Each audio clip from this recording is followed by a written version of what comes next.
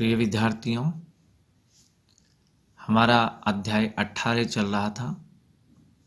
लेखक थे डॉक्टर भीमराव अंबेडकर, जिनका परिचय हम पढ़ चुके हैं। अब हम पाठ को समझने का प्रयास करें। हम पहले पढ़ चुके थे कि एक भाषण का ये अंश है। 2 भागों में ये हमारा पाठ बटा हुआ है, विभाजित है। इसका पहला भाग हम शुरू कर रहे हैं, श्रम विभाजन और जाति प्रथा। श्रम विभाजन का मतलब होता है कि अपने अपने कार्यों का विभाजन कर देना, बंटवारा कर देना। और जाति प्रथा के आधार पर कौन सी जाति विशेष को कौन सा व्यवसाय करना चाहिए, ऐसा विभाजन कर देना। कुछ समय लोगों ने ऐसी व्यवस्था रखी थी शुरू में कि कोई भी बेरोजगार नहीं रहे। जिस जाति में जो जन्म लेता था उसके आधार पर उसका व्यवसाय निश्चित होता था, वही व्यवसाय उसे करना होता था। तो बच्चा कुछ समझदार हो जाता, उसके बाद अपने माता पिता को व्यवसाय करते हुए देखता था, और जब वह बड़ा होता था तब तक उस कार्य में करने में वह कुशलता भी प्राप्त कर लेता था, और कभी बेरोजगारी की स्थिति उसके सामने उत्पन्न नहीं होती थी। ऐसा सोच करके और समाज सुधारकों ने ऐसी व्यवस्था बनाई जिससे बेरोजगारी की समस्या हमारे सामने नहीं आए। लेकिन अंबेडकर साहब ने इस व्यवस्था को गलत बता दिया कि जाति के आधार पर ये जो श्रम का विभाजन किया है, व्यवसाय का निर्धारण किया है, ये किसी भी परिस्थिति में सही नहीं है। इससे बेरोजगारी समाप्त नहीं होगी बल्कि बढ़ेगी, क्योंकि यह व्यक्ति की रुचि के आधार पर नहीं होता है। अगर आप जाति के आधार पर व्यवसाय का निर्धारण कर देंगे तो फिर अगर किसी व्यक्ति को वह व्यवसाय करने में रुचि नहीं है तो वह उस व्यवसाय को नहीं करेगा, और जिसमें रुचि है वह व्यवसाय उसे करने नहीं दिया जाएगा, इसलिए वह बेरोजगार हो जाएगा। ये जो व्यवस्था है उससे वास्तव में बेरोजगारी और गरीबी बढ़ेगी, इसलिए ये व्यवस्था सही नहीं है। ये अंबेडकर साहब के विचार हैं। तो जाति के आधार पर व्यवसाय का निर्धारण करना, कुछ समाज सुधारकों ने इसे ठीक बताया, उचित बताया है, अच्छा बताया है, जबकि अंबेडकर साहब ने इस व्यवस्था को अनुचित बताया है। पढ़ते हैं। यह विडंबना की ही बात है कि इस युग में भी जातिवाद के पोषकों की कमी नहीं है। जातिवाद को बढ़ाने वाली बहुत सारे तत्व हमें समाज में, हमारे देश में अवश्य मिलेंगे। इसके पोषक कई आधारों पर इसका समर्थन करते हैं। जाति प्रथा का समर्थन भी कुछ लोग करते हैं अपनी अपनी आवश्यकता के हिसाब से, स्वार्थ के हिसाब से। समर्थन का एक आधार ये कहा जाता है कि आधुनिक सभ्य समाज कार्य कुशलता के लिए श्रम विभाजन का ही दूसरा रूप है, इसलिए इसमें कोई बुराई नहीं है। कुछ लोग ये कहते हैं कि अगर जाति के आधार पर हम श्रम विभाजन कर देंगे, जाति के आधार पर उस जाति विशेष के लिए एक व्यवसाय हम निर्धारित कर देंगे, तो इससे कार्य कुशलता प्राप्त होगी, क्योंकि छोटा बच्चा अपने माता पिता को वह काम करते हुए देखेगा, धीरे धीरे सहयोग करेगा, और जब तक बड़ा होगा तब तक उस कार्य को करने में, उस व्यवसाय को करने में वह कुशलता प्राप्त कर लेगा। इसलिए इसमें कोई बुराई नहीं है। इस तर्क के संबंध में पहली बात तो यही आपत्तिजनक है कि जाति प्रथा श्रम विभाजन के साथ साथ श्रमिक विभाजन का भी रूप लिए हुए है।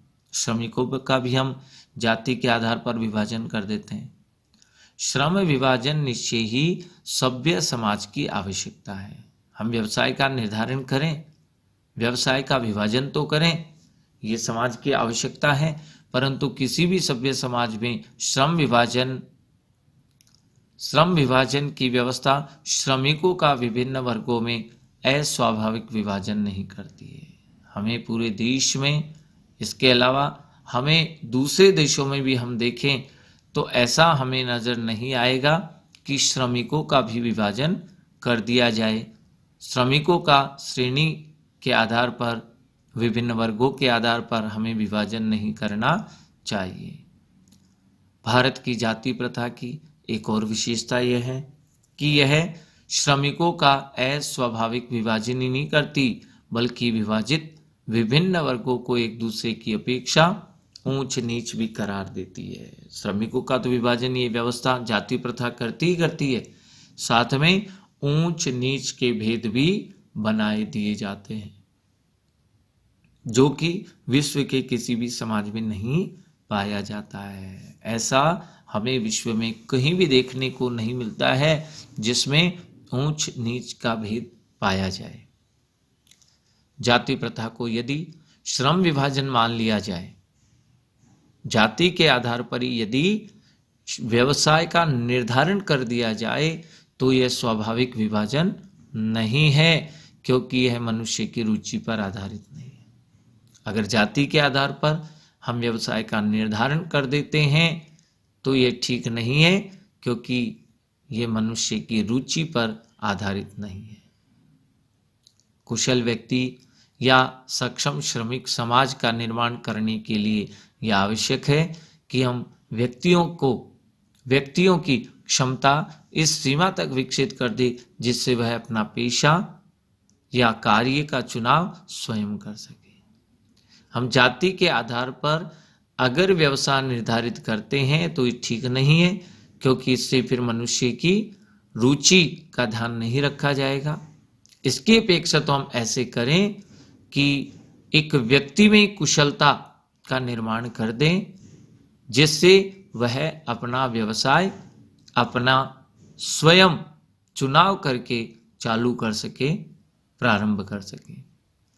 इस सिद्धांत के विपरीत जाति प्रथा का दूसरा सिद्धांत यह भी है कि इससे मनुष्य के प्रशिक्षण अथवा उसकी निजी क्षमता का विचार किए बिना ही दूसरे ही दृष्टिकोण, जैसे माता पिता के सामाजिक स्तर के अनुसार पहले से ही, अर्थात गर्भधारण के समय से ही मनुष्य का पैसा निर्धारित कर दिया जाता है। ये जाति के आधार पर जो श्रम विभाजन किया गया है, व्यवसाय निर्धारित किया गया है, इसके दोष अंबेडकर साहब हमें बता रहे हैं कि पहला दोष तो ये था कि यह स्वाभाविक विभाजन नहीं है, क्योंकि इसमें मनुष्य की रुचि का ध्यान नहीं रखा जाता है। दूसरा दोष यह था कि बिना निजी क्षमता का विचार किए ही यह सामाजिक स्तर के अनुसार निर्धारित कर दिया जाता है, और यहाँ तक कि गर्भधारण के समय से ही मनुष्य का पैसा निर्धारित कर दिया जाता है, उसका व्यवसाय निर्धारित कर दिया जाता है। जाति प्रथा पेशे का दोषपूर्ण पूर्व निर्धारिणी नहीं करती है, बल्कि मनुष्य को जीवन भर के लिए पेशे में बांध भी देती है। जाति के आधार पर जो निर्धारित व्यवसाय है, फिर जीवन भर उसे वही व्यवसाय करना पड़ता है, भले ही पेशा अनुपयुक्त या अपर्याप्त होने के कारण वह भूखों ही मर जाए। मान लीजिए कि जाति के आधार पर व्यवसाय निर्धारित कर दिया, मनुष्य ने वह व्यवसाय करना शुरू भी कर दिया, लेकिन किसी ना किसी कारण से वह व्यवसाय चौपट हो गया, बंद हो गया, तो फिर मनुष्य दूसरा व्यवसाय नहीं कर पाता है, उसे दूसरा व्यवसाय नहीं करने दिया जाता है, तो उसके सामने फिर बेरोजगारी और भुखमरी की स्थिति उत्पन्न हो जाती है। आधुनिक युग में यह स्थिति प्राय आती है। क्योंकि उद्योग धंधों की प्रक्रिया व तकनीक में निरंतर विकास और कभी कभी अक्षमात परिवर्तन हो जाता है। वास्तव में हम देखते हैं कि बहुत सारे बदलाव व्यवसाय में, तकनीक में, मशीनों में आते ही रहते हैं, जिसके कारण मनुष्य को अपना पैसा बदलने की आवश्यकता पड़ सकती है।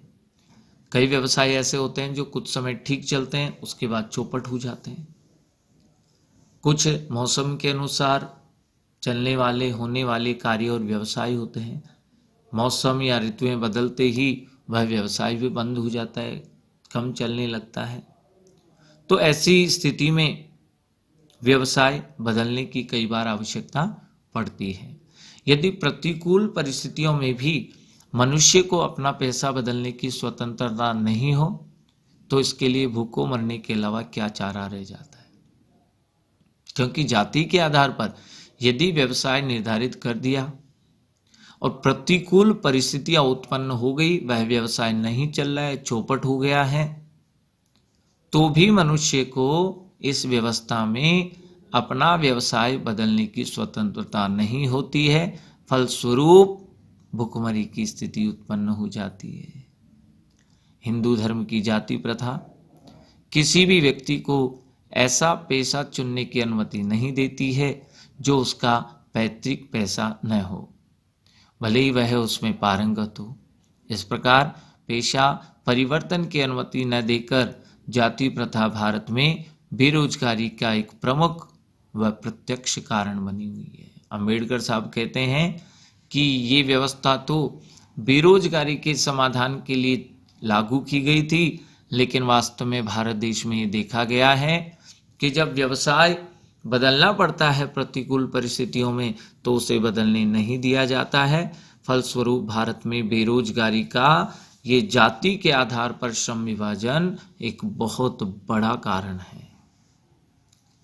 इस प्रकार हम देखते हैं कि श्रम विभाजन की दृष्टि से भी जाति प्रथा गंभीर दोषों से युक्त है।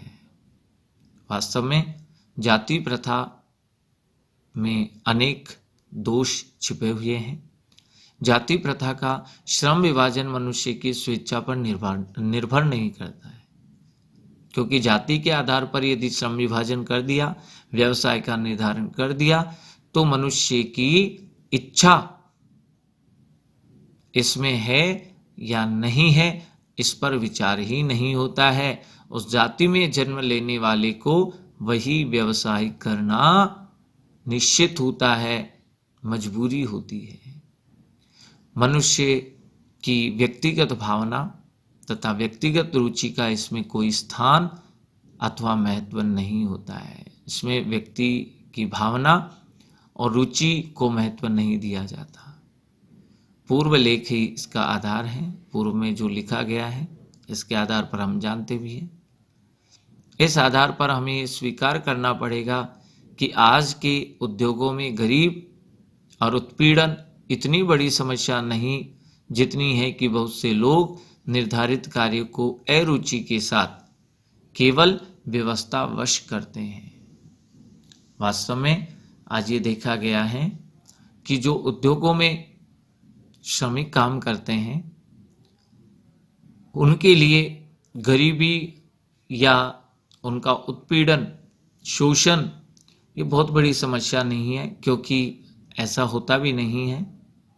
वर्तमान में किसी श्रमिक का शोषण नहीं हो रहा है, लेकिन वास्तव में अरुचि के कारण अगर व्यवस्थावश कोई व्यवसाय करना पड़ता है तो ये व्यवस्था ठीक नहीं है। ऐसी स्थिति स्वभावतः मनुष्य को दुर्भावना से ग्रस्त रख करके टालू काम करने और कम काम करने के लिए प्रेरित करती है। ऐसी स्थिति में जहां काम करने वालों का न दिल लगता हो और न दिमाग, रुचि नहीं है, तो वहां हमारा मस्तिष्क भी काम नहीं करेगा। कोई कुशलता कैसे प्राप्त की जा सकती है जब रुचि ही नहीं है, मस्तिष्क ही उसमें अच्छे से एकाग्रता नहीं बना पा रहा है, तो फिर उस व्यवसाय को करने में कुशलता भी प्राप्त नहीं की जा सकती है। अतः यह निर्विवाद रूप से सिद्ध हो जाता है कि आर्थिक पहलू से भी जाति प्रथा हानिकारक प्रथा है। मनुष्य गरीब रह जाए, आर्थिक स्थिति कमजोर हो, तो उससे इतना नुकसान या भय नहीं है, जबकि जाति प्रथा उससे भी ज़्यादा हानिकारक प्रथा है, क्योंकि यह मनुष्य की स्वाभाविक प्रेरणा, रुचि व आत्मशक्ति को दबाकर उन्हें अस्वाभाविक नियमों में जकड़ कर वास्तव में निष्क्रिय कर देती है। यहाँ से प्रश्न बनता है कि जाति प्रथा और श्रम विभाजन के पक्ष और विपक्ष में तर्क दीजिए।